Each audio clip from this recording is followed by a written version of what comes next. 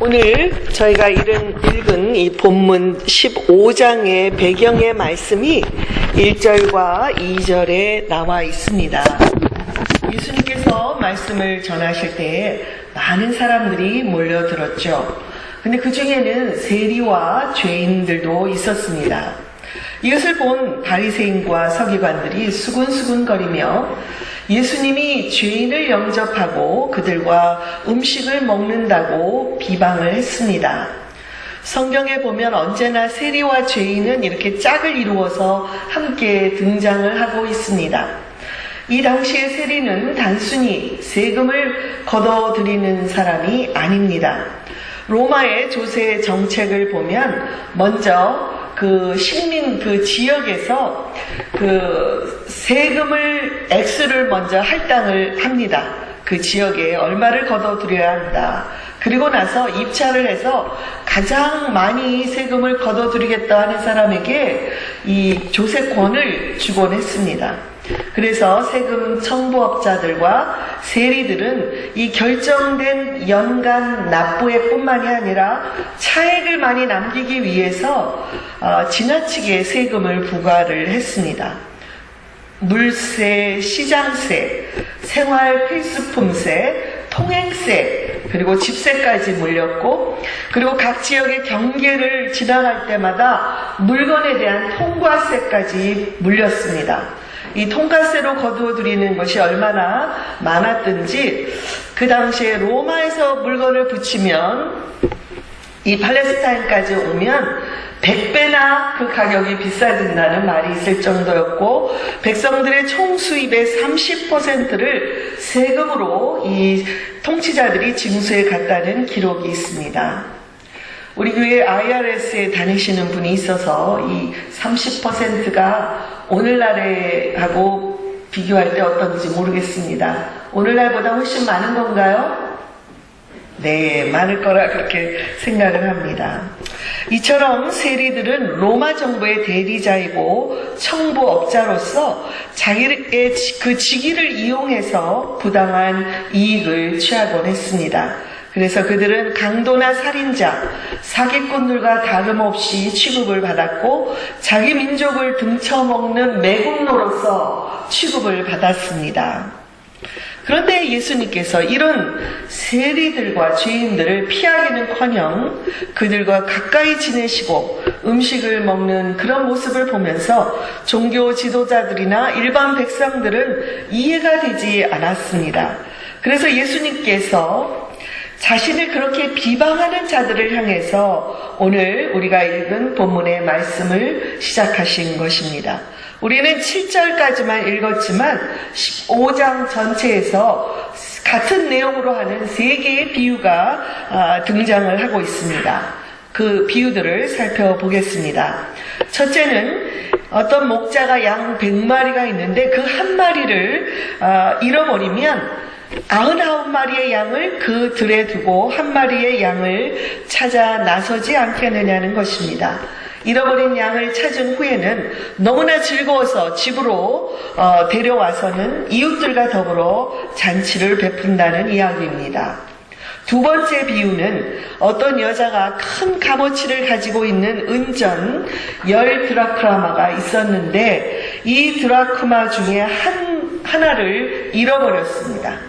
그러자 이 여자는 은전을 찾기 위해서 집안을 샅샅이 뒤지고 청소를 하기 시작합니다. 그래서 그 한 동전을 찾았습니다. 그러면 너무 기뻐서 이웃을 모아 잔치를 벌인다는 이야기입니다. 세 번째는 두 아들을 가진 아버지가 있었는데 둘째 아들이 재산을 달라 하고 그 재산을 주었더니 먼 나라로 가서 그 재산을 다 탕진을 해버렸습니다. 결국 먹고 살 것이 없게 되자 죄인처럼 아버지께로 돌아왔는데 아버지는 이 아들을 혼내기는커녕 기다렸다는 듯이 돌아온 아들을 기뻐하며 잔치를 베풀었다는 이야기입니다. 지금 예수님은 이 세 비유를 통해서 세리와 죄인들을 바라보시는 하나님의 마음을 가르쳐 주고 있습니다. 비록 사람들의 눈에는 천하게 보이고 가까이에서는 안 될 사람처럼 보일지 모르지만 도저히 용서할래야 용서할 수 없는 죄인들일지 모르지만 하나님의 눈에는 그들 역시도 다시 찾아와야 할 어린 양처럼 소중한 자녀들이라는 것입니다.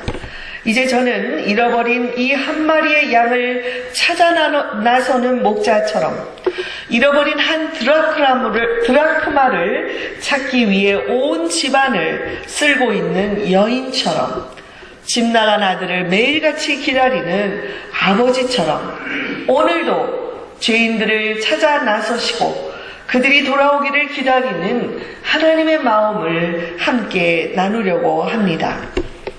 첫째로 하나님은 잃어버린 한 마리의 양, 특별히 길을 잃고 헤매이는 양에게 관심을 갖고 계십니다. 물론 목자에게는 99마리의 양도 중요합니다. 그러나 잃어버린 그 한 마리의 양을 생각하면 가만히 있을 수가 없습니다. 여러분, 일반적으로 양은 무지한 동물로 알려져 있습니다. 어쩌다가 길을 잃으면 홀로 찾아서 자기 집으로, 우리로 돌아오질 못합니다. 또한 양은 공격할 무기가 없기 때문에 만일 맹수의 공격을 받으면 꼼짝없이 당할 수밖에 없습니다. 병이 들거나 약해지면 이 양은 길을 잃게 되고 그리고 목자의 곁을 떠나서 맹수의 공격을 받을 수밖에 없는 것입니다.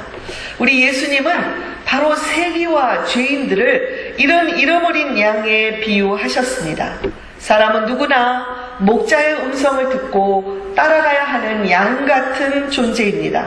그러나 죄로 말미암아서 하나님의 음성을 듣지 못하면 방황하게 되고 길을 잃게 되는 것입니다. 그래서 예수님께서 이 세상에 오셨습니다. 잃어버린 양을 찾아 나서는 목자의 심정으로 오셨습니다. 그리고 목자가 되기 위해서 십자가에 달려 죽으셨습니다. 왜냐하면 오직 십자가를 통해서만 죄인들을 생명의 길로 인도하실 수가 있기 때문에, 잃어버린 양을 우리로 데려올 수가 있기 때문에 예수님은 십자가에서 죽으신 것입니다. 우리 예수님의 눈에는 세리나 죄인이나 바리새인이나 서기관이나 누구라도 모두가 하나님께로 돌아와야 할 잃어버린 양들입니다. 그래서 예수님은 죄인이나 세리들과 함께 거리낌 없이 식사를 하셨고 그들이 예수님의 말씀을 듣기 위해서 나오는 것을 막지 않으셨던 것입니다. 뿐만 아니라 이 세리 중에 제자로 삼아 주신 분이 있습니다. 누가복음 5장에 보면 예수님께서 지나가시다가 세간을 지나가게 되었는데 그 세간에 앉아있는 레위라는 사람을 보고 나를 따라오라 그렇게 부르셨습니다. 그러자 레위는 예수님의 말씀을 듣고 모든 것을 버리고 예수님의 제자가 되었던 것입니다. 이때에도 예수님을 비방하는 사람들은 말하기를 예수님께서 세리와 죄인들과 함께 먹고 마신다 그렇게 수군거렸습니다. 그때 예수님이 하신 말씀이 누가복음에 나오고 있습니다. 건강한 자에게는 의사가 쓸데없고 병든 자에게라야 쓸데가 있나니 내가 의인을 부르러 온 것이 아니요 죄인을 불러 회개케 하기 위해 왔다고 말씀하셨습니다. 약하고 병든 잃어버린 죄인들을 위해 예수님께서 이 세상에 오셨다는 예수님이 오신 목적을 분명하게 말씀해 주셨습니다. 이렇게 악명 높은 세리로 살았던 레위가 예수님의 부르심을 받고 새로운 이름을 갖게 되었습니다. 여러분 누군지 압니까? 바로 마태복음을 기록한 마태입니다.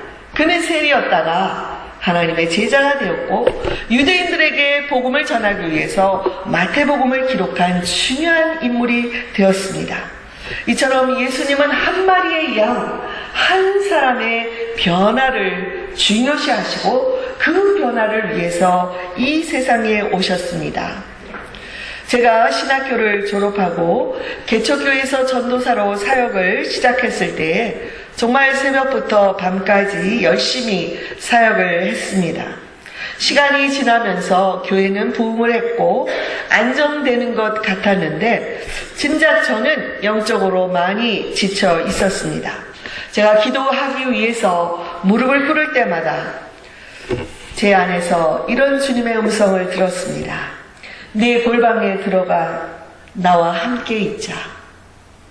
내 골방에 들어가 나와 함께 있자. 마태복음 6장 6절의 말씀을 계속해서 떠올려 주셨습니다. 저는 도저히 안 되겠다 싶어서 잠시 동안 사역을 멈추고 홀로 주님 앞에만 머무는 시간을 가졌습니다. 그러던 어느 날 성령께서 열심히 앞만 가고 달려가고 있는 저의 모습을 깨닫게 해주셨습니다. 저는 열심히 뛰어가는데 어찌된 일인지 주님은 제 뒤에 계셨습니다. 그때 제가 깨달은 것은 저는 열심히 주님을 위해서 봉사하고 일하는 것이 주님을 위한 일이라 생각하고 뛰어갔지만 주님께서는 한 영혼을 제 곁으로 보내주시면서 그들에게 관심을 가져라. 그들을 돌봐라. 한 사람을 돌봐라. 그렇게 보내주셨던 것입니다. 그러나 저는 성과를 보는 것, 결과를 보는 일에 더 열심을 내었고 주님이 제 곁에 보내주셨던 한 영혼을 돌보는 일에는 소홀히 했던 것을 깨닫게 되었습니다. 그날 저는 눈물로 회개의 기도를 드렸습니다. 주여, 제가 한 영혼을 소중하게 여기는 목사가 될 수 있도록 도와주십시오. 많은 사역을 성취하는 것보다 한 영혼을 돌보고 세우는 일에 제가 헌신하겠습니다. 그랬던 저인데 여러분, 요즘 저는 새로운 목회지에 와서 저도 모르게 제 안에 열심히 일어나서 뛰어가려는 저의 모습을 보곤 합니다. 그때마다 한 영혼을 위해 하나님께 헌신했던 저의 소명을 다시 떠올리곤 합니다. 주님, 제가 앞서가지 않겠습니다. 절대로 주님보다 앞서가지 않도록 도와주십시오. 열심히 일하고 뛰어가다가 제 앞에 서 있는 한 영혼을 놓치고 스쳐가는 것은 하나님께서 결코 기뻐하시는 일이 아니라는 것을 알기 때문에 제 자신을 하나님 앞에 또다시 다짐하곤 합니다. 그러므로 교우 여러분, 저는 한 사람의 변화를 위하여 기도하고 섬기는 목사가 될 것입니다. 여러분, 한 사람이 변하면 이 세상이 변하는 것입니다. 그만큼 한 영혼이 천하보다 더 귀하다고 주께서 말씀하셨습니다. 여러분들도 한 사람을 위하여 그들의 마음에 품고 기도하시기 바랍니다. 그 한 사람이 변화될 때까지 끝까지 포기하지 말고 기다리시는 저와 여러분이 되기를 바랍니다. 그러면 주님께서는 우리 교회를 통해서 놀라운 역사를 보여주실 것입니다. 둘째로 하나님은 잃어버린 양을 찾아내기까지 찾아다니고 계십니다. 본문에서 이 목자는 양 한 마리를 잃으면 99마리를 들여두고 그 잃은 양을 찾아 나선다고 말씀하고 있습니다. 언제까지 찾아다닐까요? 그 양을 찾을 때까지입니다. 포기하지 않고 찾아다니십니다. 하나님은 목자가 양을 제대로 인도하지 못하면 양들이 길을 잃고 방황한다는 것을 잘 알고 계십니다. 구약에 보면 에스겔서 34장에 양과 목자의 비유를 하고 계십니다. 이스라엘 백성들을 영적으로 바르게 인도하지 못했기 때문에 백성들이 여기저기 흩어지고 그리고 자신의 욕심만을 채우기 위해서 자기의 배만 불리는 목자들을 향해 주께서 이렇게 말씀하십니다. 목자가 없기 때문에 양떼가 흩어져서 온갖 들짐승의 먹이가 되고 있다. 그리고 그 양들을 불쌍히 여기셔서 이제는 하나님께서 그들의 목자가 되어주시겠다고 이렇게 말씀하십니다. 참으로 나 주 하나님이 말한다. 내가 나의 양떼를 찾아서 돌보아 주겠다. 양떼가 흩어졌을 때 목자가 자기 양들을 찾는 것처럼 나도 내 양떼를 찾겠다. 15절에서도 말씀하십니다. 내가 직접 내 양떼를 먹이고 내가 직접 내 양떼를 눕게 하겠다. 헤매는 것은 찾아오고 길 잃은 것은 도로 데려오고 다리가 부러진 것은 싸매어주고 상한 것들, 약한 것들을 튼튼하게 만들어주겠다. 에스겔서 34장 15절 16절에서 말씀하셨습니다. 사랑하는 교우 여러분, 하나님께서 친히 우리 목자가 되셔서 우리를 먹여주시고 인도해주시고 싸매어주시고 강건하게 해주시겠다는 이 약속을 이루기 위해서 예수 그리스도께서 이 세상에 오셨습니다. 진작에 바리새인들은 종교 지도자들로서 양떼를 돌보는 목자의 책임을 갖고 있었습니다. 그러나 그들은 양떼보다도 자기 자신의 명예와 제단에 올려진 이 예물에 더 관심을 가졌습니다. 그래서 예수님께서 그들에게 말씀하십니다. 너희들은 사꾼 목자라.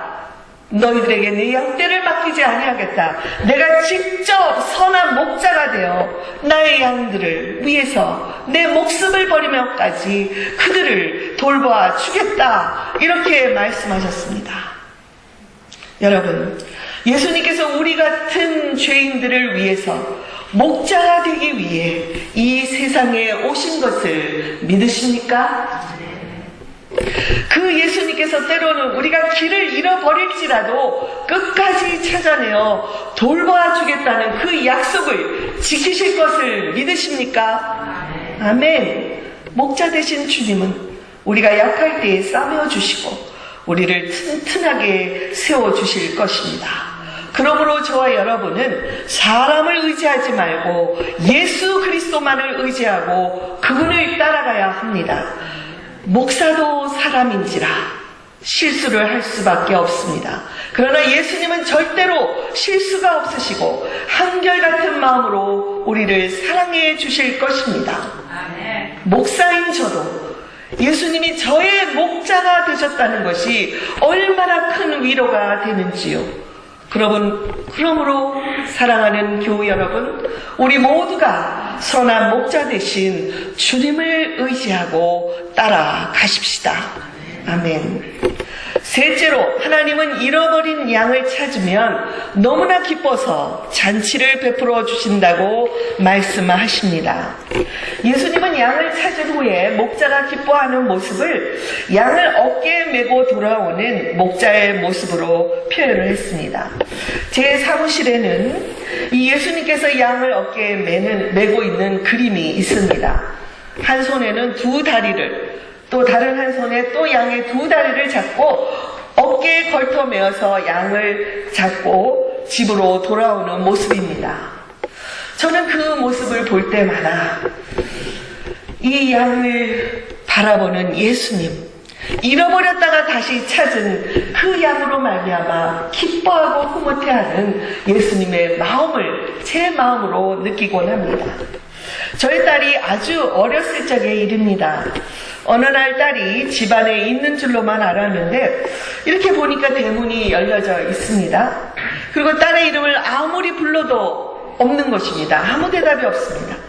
야, 이거 문을 열고 밖으로 나갔나 보다 하고 사방으로 뛰어다니면서 딸의 이름을 부르고 찾아다녔습니다. 그때 제 마음은 정신이 나간 사람처럼 오직 그 딸을 찾겠다는 마음밖에는 없었습니다.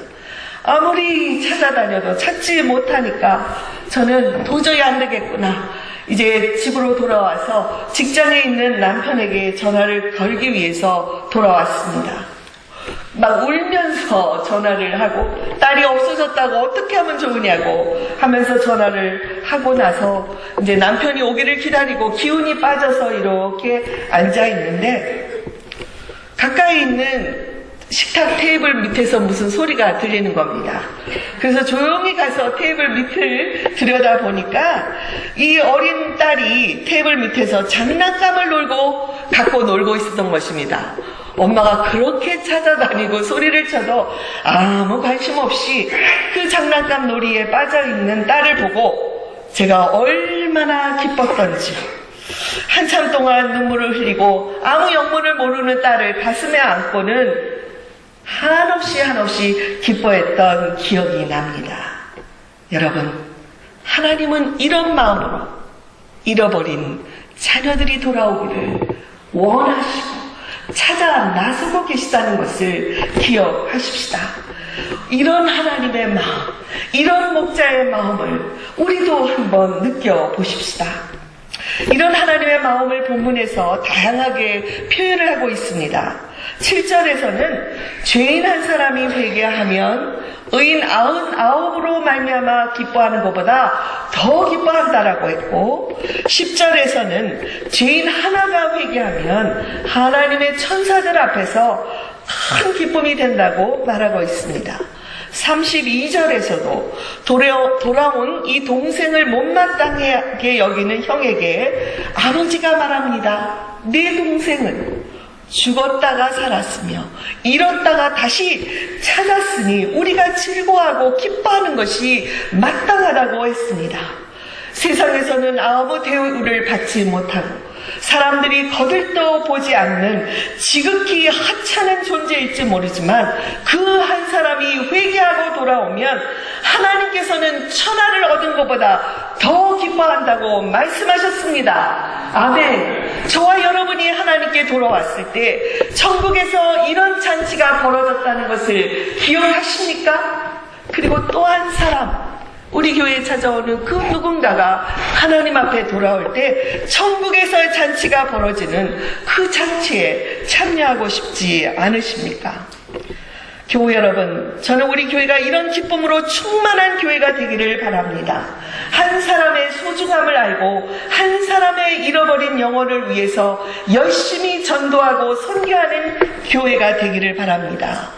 여러분들이 많은 사람들을 전도해서 이 자리가 가득 차는 것도 좋겠지만 더 중요한 것은 목자의 마음으로 한 사람을 위해 작정하고 기도하고 끝까지 포기하지 않고 그가 오기까지 기도해 줄 수 있는 그런 성도들이 되기를 바랍니다. 만일 우리 교회에 아무도 반기지 않고 아무도 가까이 하지 않으려는 그런 사람들이 찾아온다 할지라도 겉모습이 아닌 그 영혼의 소중함을 볼 수 있는 성도들로 가득 차기를 바랍니다. 주님은 이 예배당이 그런 수많은 사람들로 가득 차는 것보다 천하보다 귀한 한 영혼이 진심으로 회개하고 돌아오는 것을 더 기뻐하신다는 것을 기억했으면 좋겠습니다.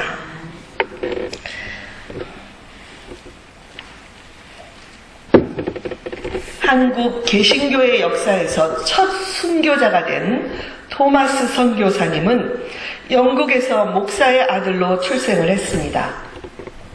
런던 대학교에서 신학과를 졸업한 후에 선교사의 꿈을 안고 중국 상해로 왔습니다.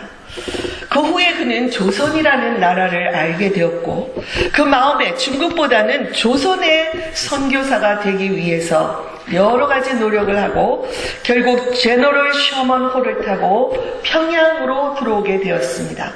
근데 이 당시에 대원군의 쇄국 정책으로 인해서 외국인에 대해서 완전히 문을 걸어 닫고 있었던 우리 조선의 군사들이 이 배가 들어오는 것을 보고 총을 발사를 했습니다. 그리고 배가 좌초가 되었습니다.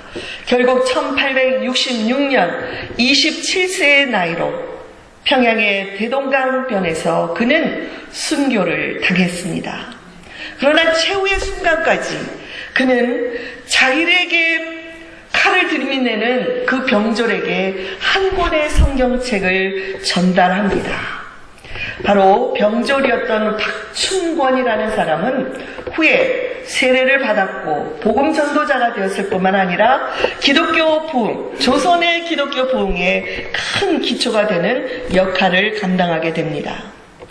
하나님은 한 사람 토마스 선교사의 순교를 통해서 조선의 복음화라는 신호탄을 터뜨리셨습니다. 제너럴 셔먼호는 미국의 상선이었습니다. 그래서 미국이 나중에 이 배의 행방을 추적하게 되었고 조선을 계속해서 압박해서 문호를 열라고 그렇게 설득을 했습니다. 그런 노력으로 1882년 토마스 선교사가 죽은 후 16년 만에 한미 수호 조약을 체결하게 됩니다. 그 이후로 조선에는 선교의 문이 활짝 열렸고 미국의 여러 교단들에서 선교사들을 파송하게 되었습니다. 그 이후로 우리 조선은 놀라운 기독교의 부흥을 이루게 되었습니다. 한 가지 더 놀라운 사실이 있습니다. 몇 년 전에 중국 연변에 있는 과학기술대학은 북한으로부터 한 부탁을 받습니다. 연변과기대와 똑같은 학교를 평양에도 지어주십시오. 그 요청을 받고는 이 기독교 학교죠. 연변과기대는. 그래서 그 기도와 재정을 모아서 평양과기대를 짓기로 결정을 하고 북한에서 준 땅을 공사를 위해서 파들어가기 시작을 했습니다. 그런데 이 공사 중에 한 종탑을 발견하게 됩니다. 이 종탑의 잔해를 갖고 추적해 본 결과 과거 토마스 선교사가 죽은 후에 그를 기념하는 교회당을 세웠는데 바로 그 교회당의 종탑이라는 사실을 밝혀내게 되었습니다. 결국 기독교인들의 기도와 재정으로 북한의 한복판에 세워진 평양과기대는 토마스 선교사의 순교와 평양 대부흥이라는 그 터전 위에 세워지게 되었다는 것을 모든 사람이 알고는 놀랄 수밖에 없었습니다. 여러분, 토마스 선교사를 파송한 교단의 보고서에 보면 조선으로 파송되었던 토마스 선교사는 실패로 끝나고 말았다는 단 한 줄의 기록이 남겨져 있다고 합니다. 물론 그가 조선에 발을 딛자마자 대동강 백사장에서 참수를 당한 사실을 보면 그는 실패한 선교사일지 모릅니다. 그러나 그가 죽으면서 전해준 한 권의 성경책 한 사람 박춘권에 의해서 평양 대부흥 불씨가 되었고 그것이 이어져서 오늘날의 연변과기대 그리고 평양과기대까지 이어지는 복음사역의 미락이 되었다는 것을 생각해 보십시오. 과연 누가 이 토마스 선교사가 실패한 선교사라고 말할 수가 있겠습니까? 주님은 조선의 복음화를 위해서 피를 흘린 선교사들과 순교자들의 희생이 마침내는 결실을 맺도록 역사해 주실 것입니다. 저는 확신하기를 반드시 북한 땅에도 복음이 전파되고 복음화의 역사에 가까운 시각에 이르게 될 것이라고 믿고 있습니다. 왜 그런지 아십니까? 제가 예언의 능력이 있고 믿음이 있어서라기보다는 잃어버린 한 영혼을 찾아 나서시는 하나님, 그 하나님의 열정과 그 사랑이 오늘도 멈추지 않고 이 시간에도 지속되고 있기 때문에 그렇습니다. 사랑하는 교우 여러분, 주님께서 오늘도 쉬지 않고 잃어버린 양들을 찾아 나서시고 찾으면 천국에서 잔치가 벌어진다는 이 오늘의 말씀이 우리에게 어떻게 다가오고 있습니까? 그래서 우리에게 무슨 영향이 있겠습니까? 사랑하는 교우 여러분, 주님은 그렇기 때문에 우리들도 이 잃어버린 양들을 찾아 나서야 된다고 우리에게 말씀하고 계십니다. 주님께서 우리에게 주신 마지막 지상 명령, 온 족속으로 나가서 제자를 삼으라는 이 명령 앞에 우리 모두가 기쁜 마음으로 순종할 수 있기를 바랍니다. 마음이 있으면 반드시 길이 열릴 줄로 믿습니다. 우리 교회가 모일 때마다 천국에서 잔치가 벌어지는 것처럼 풍성한 열매를 맺는 교회가 되기를 간절히 축원드립니다. 끝으로 하나님의 마음을 잘 표현해주는 곡에 가사를 다시 한 번 더 제가 읽으면서 오늘 말씀의 기도로 삼고자 합니다. 아까 함께 부른 곡인데요. 우리 눈을 감으시고 이 가사를 깊이 음미해 보시기를 바랍니다.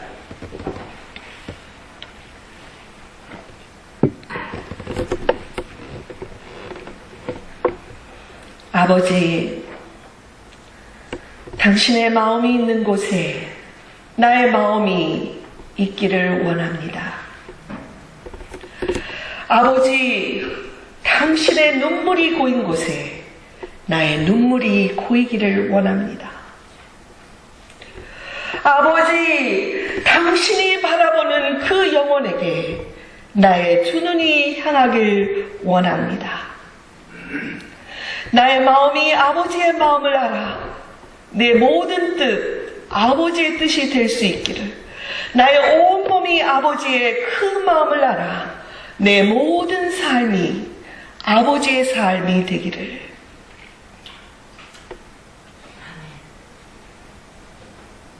함께 이 찬양으로 우리 결단의 고백을 드리시겠습니다.